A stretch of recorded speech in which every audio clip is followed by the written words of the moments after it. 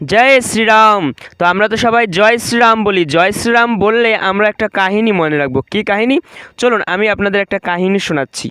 আচ্ছা, ভগবান রামরা কয় ভাই ছিল? ভগবান রাম 4 ভাই ছিল। কয় ভাই ছিল? 4 ভাই।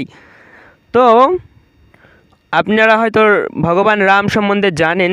তো ভগবান রামের যে 4 ভাই ছিল, এরা দেখুন একে অপরের প্রতি কত ভালোবাসা প্রদর্শন করেছিলেন।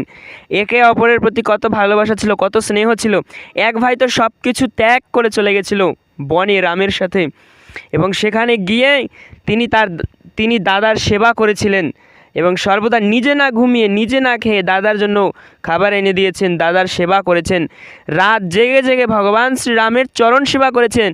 ভাই বোনের যদি সম্পর্ক হয় বা ভাই ভাইয়ের যদি সম্পর্ক হয়, তাহলে রামের মতো সম্পর্ক হওয়া উচিত, রাম লক্ষ্মণের মতো। সনাতন